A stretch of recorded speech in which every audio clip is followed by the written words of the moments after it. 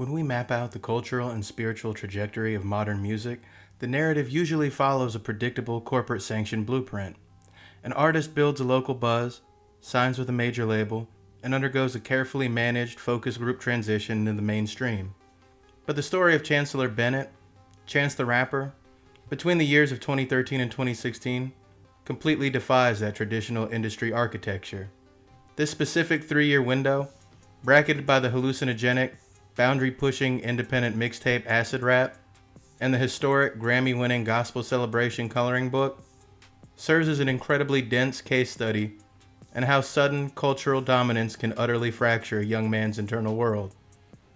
The spark that ignited this entire chaotic timeline was the release of Acid Rap in April 2013. The project was an absolute phenomenon, celebrated for its vibrant kaleidoscope production and dizzying, hyper-literate lyrical patterns. But while the public was dancing to the music, the mixtape was simultaneously initiating what can be termed as an accelerated timeline. Bennett was catapulted from a 19-year-old local Chicago artist into a global icon practically overnight. This sudden shift created a profound spiritual and geographical displacement. He was thrust onto a high-speed track that he was psychologically and emotionally unequipped to sustain, setting off a quiet internal collapse just as his public image was reaching its absolute peak. To understand the full gravity of Bennett's internal decay, you have to look at the physical environment during the immediate aftermath of his breakthrough. Seeking to capitalize on his massive momentum, Bennett made his decision to leave the familiar protective community structure of Illinois and relocate to LA. This geographical uprooting proved to be fundamentally disruptive to his psychological and artistic development. He would later utilize a stark biological metaphor to articulate this period of his life, stating, "I'm a plant. If you uproot a plant and put it somewhere else, it won't grow the same." The social vacuum of LA, the young artist found himself completely isolated from daily accountability of his roots. He was away from his family, away from his lifelong friends, and away from the specific grit and grace urban landscape of Chicago that had fueled his early creativity. In a city filled with industry yes-men and constant temptation, his substance use underwent an insidious mutation. The experimental, mind-expanding drug exploration associated with acid rap, which was largely centered on LSD and mushrooms, was replaced by a much more debilitating and numbing dependency on Xanax. This addiction was a desperate psychological defense mechanism against the overwhelming non-stop pressures of his new environment. It created a state he described as being a Xan zombie, a condition of total cognitive and emotional numbness that left him physically, emotionally, and psychologically sick. The psychological decay of this era presents a fascinating economic paradox. It was entirely funded and accelerated by his independent success.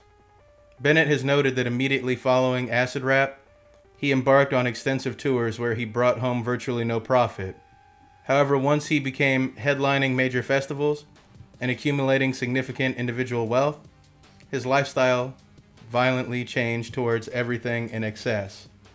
Because he famously pioneered a business model that completely bypassed the traditional record label, there was no corporate executives, A&Rs, or label managers to impose institutional boundaries or manage his rapid descent. This absolute creative and financial independence placed the entire crushing weight of his professional survival squarely on his shoulders. In a sprawling city full of strangers, the relentless pressure to perform, produce, and maintain his independent empire drove him deeper into substance abuse and spiritual disorientation. He was actively watching himself slip away, reflecting on this period as a time when he was becoming a different person, a lesser person. Retrospectively, Bennett candidly admitted that if he had remained on the exact trajectory in LA, the excess would have claimed his life. He would have died in California, remembered only as a tragic, short-lived representative of drug culture, rather than the multifaceted generational artist he aspired to become. While Bennett was spinning out of control in California, his family back home in Chicago was watching his physical and mental deterioration with escalating alarm. The critical trajectory altering intervention did not come from an industry peer, a substance abuse counselor, or medical professional. Instead, it came from the unshakable matriarch of his family, his grandmother, Janice Bennett. This encounter, which functions as the first altar, his spiritual metamorphosis, took place during a brief visit back to her home in Chicago. Janice Bennett was a woman of deep, uncompromising Christian faith, and she was entirely unimpressed by her grandson's sudden wealth, independent business accolades, or global celebrity status. Instead of celebrating his commercial capital, she performed an immediate, piercing spiritual audit of his actual physical presence. She looked directly past his public persona, saw the blank, glazed-over eyes of the Zan zombie, and diagnosed an immediate existential emergency. Her response was direct, confrontational, and authoritative. She looked him in the face and said, "I don't like what's going on. I can see it in your eyes. I don't like this. We're going to pray." The prayer that Janice Bennett delivered in that living room was not a gentle, comforting request for general safety or continued commercial prosperity. It was an anathema, a formal, intense ecclesiastical invocation, weaponized for the sole purpose of radical spiritual purification. She stood before her grandson and actively begged God for the total, systematic destruction of his current life path. Her words were uncompromising. "Lord, I pray that all things that are not like you, you take away from Chance. Make sure that he fails at everything that is not like you. Take it away, turn it into dust." The psychological impact of this prayer left Bennett completely dumbfounded. For an independent artist who had built his entire identity on the pride of self-reliance and the accumulation of cultural capital, the terrifying concept of a loved one actively begging God for his failure was an existential shock to the system. He was forced to confront the heavy possibility that the career he was sacrificing his physical health for was fundamentally not like God. It sparked a massive crisis of faith, making him question whether God even liked rap, or if this prayer was a spiritual death sentence for his professional life. Yet that terrifying invocation acted as an inescapable hook into his spirit. Within 6 months of returning to Chicago, that prayer pulled him back to his community, forcing him to begin the agonizing, slow process of sobering up and reconnecting with the core values of his parents. While his grandmother's intense prayer provided the necessary spiritual blueprint for change, it was a visceral, high-stakes medical crisis that provided the actual catalyst for a complete psychological restructuring. That catalyst arrived in September 2015, with the birth of his daughter Kinsley. Shortly after coming into the world, the newborn was diagnosed with an atrial flutter, a serious heart condition characterized by a dangerously rapid and irregular heart rhythm. For an artist who was just beginning to tentatively navigate his redirection to faith, this emergency brought him face to face with absolute, terrifying vulnerability. The NICU instantly transformed into what can be described as a sterile sanctuary. It was a place where the noise of the music industry, the accolades, and the millions of dollars Bennett had accumulated were rendered entirely useless.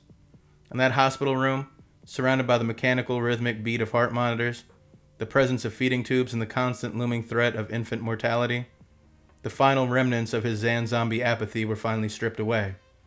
He was no longer a global superstar or an independent rap pioneer. He was simply a terrified father who realized his wealth could not buy his daughter a normal heartbeat.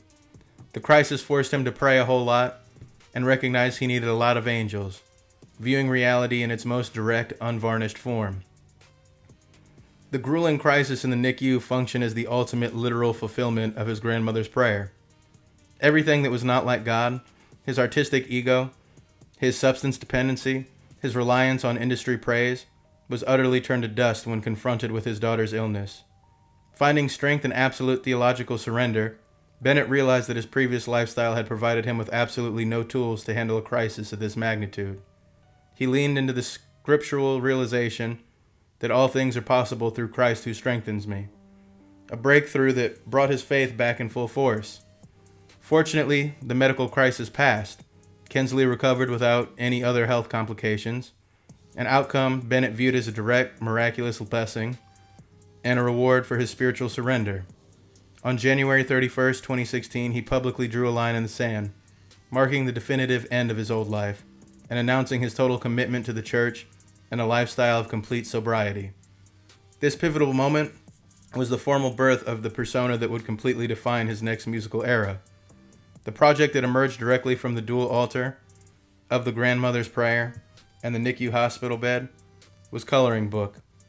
Sonically and theologically, the mixtape was a radical, breathless departure from the drug-heavy sprawl of acid rap. It was structured as a joyful Sunday sermon that used the language of modern hip-hop to articulate a hard-won spiritual clarity. Coloring Book is defined by its transparent, open documentation of the brutal war between the flesh and spirit. Bennett did not present himself to the world as a perfect, flawless saint. Instead, he used the track list to explicitly catalog his ongoing war with my wrongs, admitting to struggles with lust, addiction, and pride, while simultaneously rejoicing in the freedom of grace. The track, How Great, serves as the literal theological centerpiece of the entire album. In a bold artistic choice that prioritized worship over commercial rap structure, the song opens with a full 5-minute gospel introduction, featuring a choir performing a cover of Chris Tomlin's How Great Is Our God. That forced the secular listener to wait out the worship before hearing a traditional hip-hop beat. When his verse finally hits, Bennett raps about how he used to hide from God, duck down in the slums, explicitly linking his past drug dependency to his current state of spiritual exhalation. Sonically, the project was a masterclass in regional innovation, blending heavy brass arrangements led by Donnie Trumpet, soulful church organs, and the powerful backing of the Chicago Children's Choir. A critical, technical breakthrough on the record was the use of the Prismizer vocal effect developed alongside collaborator Francis Starlight. Unlike standard pitch-correcting autotune, the Prismifier builds a complex, chordal vocal harmony around a single audio track, creating a sweeping, multi-layered choral sound that completely permeates songs like Summer Friends and Same Drugs.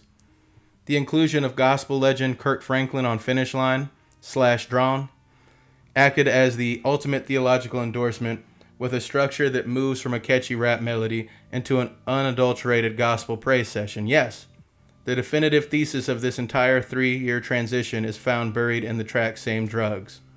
The title is a clever misnomer. The song is not about narcotics at all, but rather the immense growing pains of life and the painful divergence between Bennett and his past associates. The recurring lyric, "We don't do the same drugs no more," signifies a permanent psychological and spiritual separation. He openly characterized his past as a Peter Pan existence, a stubborn refusal to grow up, and contrasts it with his current act as a beautiful, melancholic funeral for his acid rap persona. By keeping the project completely free and aggressively fighting major labels' distribution systems to protect his collaborators' independence, he lived out his ultimate theological and business mandate, famously declaring on the track Blessings, "I don't make songs for free, I make songs for freedom." We've reached the end of this deep dive into the spiritual, mental, and creative crucible of Chance the Rapper. And before we sign off, it's time for final thoughts. When we sit back and watch the incredible turbulent trajectory of Chancellor Bennett between 2013 and 2016, the natural reaction of our modern consumer culture is to treat it like a well-written Hollywood movie. We stream the gospel tracks, we celebrate the historic independent Grammy wins, and we look at the entire transformation as a tidy, inspiring show put on for our entertainment. It's incredibly easy to consume the art while completely disconnecting ourselves from the absolute human cost, the isolation, and the terrifying personal collapse that went into creating it. But if you strip away the bright brass lines, the choir arrangements, and everything else, this story forces us all to confront a brutal truth about human growth. Real lasting change usually requires a total agonizing destruction of who you think you are. We live in a society that aggressively worships the idea of making it to the top, accumulating wealth, and answering to absolutely nobody. We are told that absolute independence is ultimate victory. But Chance's journey shines a harsh light on the dark side of that fantasy. It shows how quickly sudden massive success can rip a young soul away from the community that keeps them human, and how easily total freedom can mutate into a lonely, drug-induced prison of the mind. It took a grandmother who loved him enough to look past his wealth, look past his fame, and actively call out his decay. It took a woman brave enough to pray a prayer that sounds completely terrifying to our modern world. A prayer begging God for his total failure. A prayer to turn his millionaire career into absolute dust because she knew his soul was worth infinitely more than music. It took the visceral reality of a sick newborn baby in a sterile hospital room to finally shatter his drug-induced apathy, smash his artistic pride, and force him to grow up. Chance the Rapper didn't find joy by adding more to his lifestyle. He found it by stripping away his ego. He didn't find his freedom in a massive corporate record deal. He found it by letting his old persona die on that dual altar of familial prayer and paternal fear. It's a massive reminder for all of us that sometimes getting exactly what we want is the most dangerous thing that can happen to us. The true turning points in our lives rarely come from easy victories or comfortable praise. They come from the terrifying, painful moments that strip away our masks, dismantle our pride, and force us to figure out who we actually are when everything else is gone. Let's make sure we respect the real human pain behind the music we love. And let's always remember that sometimes letting your old self turn to dust is the only way to survive. Take care of yourselves and take care of each other.